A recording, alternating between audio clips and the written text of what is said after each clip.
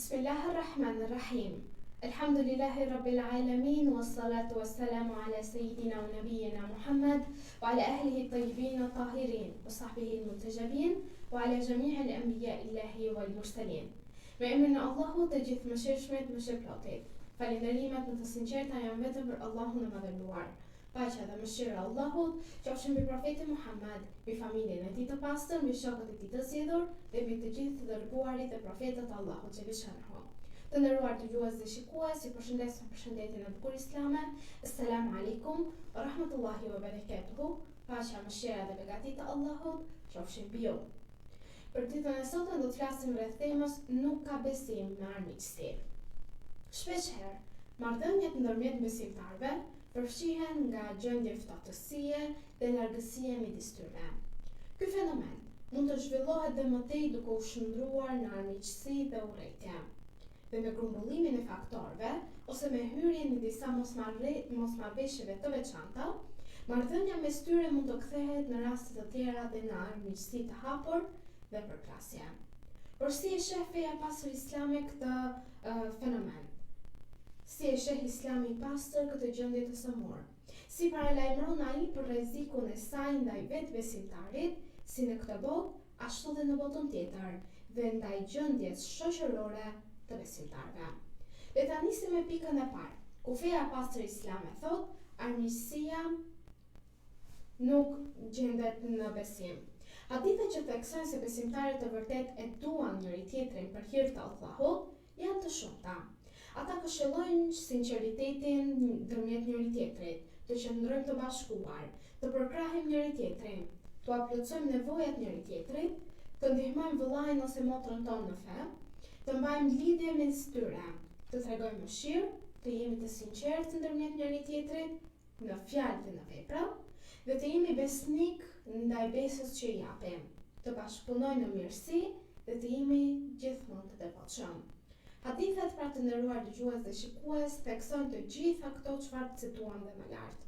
Me fjalë të tjera, ato janë të plotësuar mes vetes, secili prej tyre e mbulon mangësinë e vëllait ose motrës së vet në fe. Madje, siç ka ardhur në hadithin nga Imam Sadiku paqja qoftë mbi të, i cili ka thënë: besimtari është vëllai i besimtarit, si një trup i vetëm. Nëse ankohet me pjesë e tij, e gjithë trupi ndjen dhimbjen dhe shpirtrat e tyre janë nga një shpirt i vetëm. Kjo sepse, të nderuar dëgjues dhe shikues, realiteti i besimit është lidhja e vërtetë e shpirtrave mes tyre, dhe sepse mishërimi i vërtetë i kuptimit të besimit në vete, ata që e pretendojnë atë është ai që dëshmon saktësinë e lidhjes me Allahun e Madhëruar. Por, prej tij, pra nga Imam Sadiku paqja qoftë mbi të, gjithashtu transmetohet se shpirtrat e dy besimtarëve janë një shpirt i vetëm, dhe shpirti i besimtarit është më i lidhur me shpirtin e Allahut se sa rrezja e diellit që është e lidhur me ta. Prandaj, nëse dy pretendues të besimit e vendosin armiqësinë si kriter në marrëdhënien e tyre, atëherë realiteti i besimit zhduket nga njëri prej tyre ose fatkeqësisht edhe nga të dy. Ashtu siç drita e diellit nuk mund të ekzistojë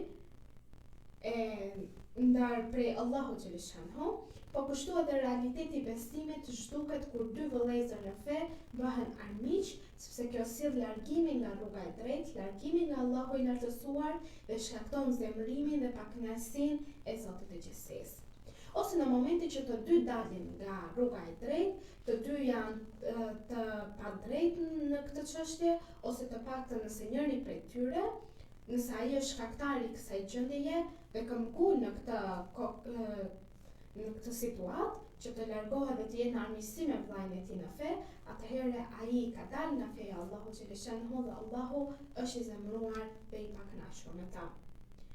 Ashtu siç armiqësia ka pasojë në këtë botë, të nderuar dëgjues dhe shikues, në momentin që ajo përçan zemrat, duke ndezur urrejtje në shpirtrat e besimtarëve, duke prishur qetësinë e marrëdhënieve që ato i kanë thurur mes njëri tjetrit, dhe duke forcuar dhe më shumë kjo ndjenjë, kjo armiqësi forcon dhe më shumë ndjenjën e ftohtësisë midis tyre, që duhet dhe nga ana tjetër Allahu urdhëron që besimtarët të jetojnë në mëshirë dhe lidhje të vazhdueshme, por armiqësia nuk e lejon këtë gjë, dhe po ashtu ajo në vend se ta lehtësoj jetën e njeriu si në këtë botë dhe në botën tjetër, për fat të keq, ai i cili kapet pas egos të tij, i cili kapet me këtë ndjenjë kaq të keqe, dhe ndahet nga vëllai ose motra e tij në fe, atëherë llogaridhënia e këtij njeriu do të jetë e vështirë në ditën e gjykimit dhe do të jetë shumë larg nga falja dhe mëshira e Allahut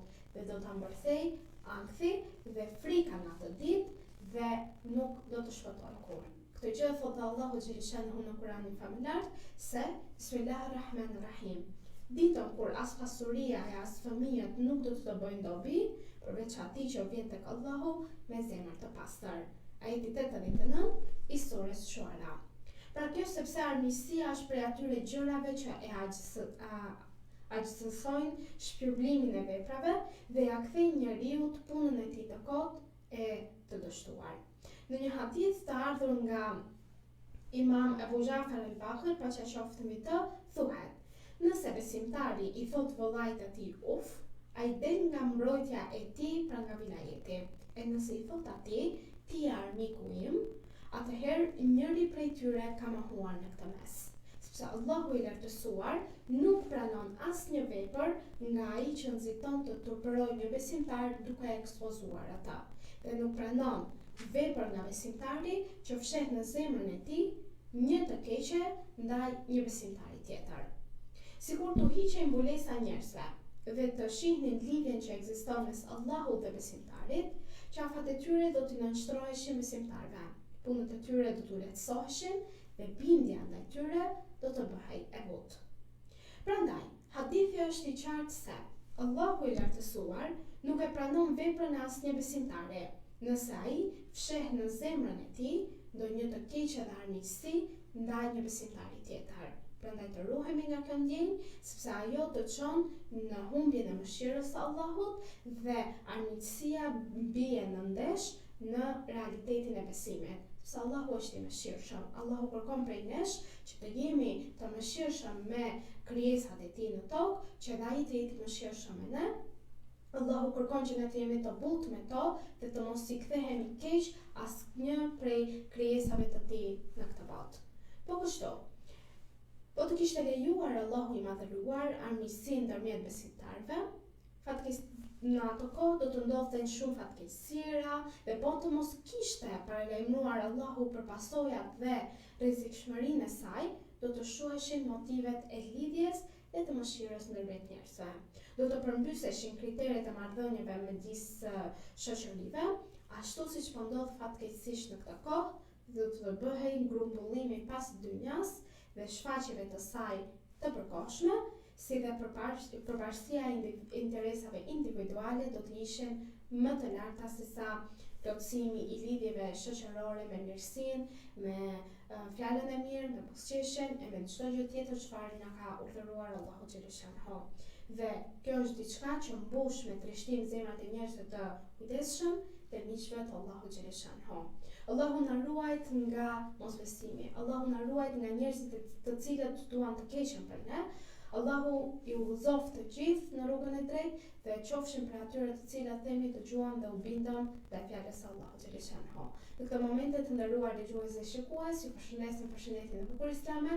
Assalamu alaikum wa rahmatullahi wa barakatuhu. Paqja, mëshira dhe beqatia e Allahut qofshin mbi ju.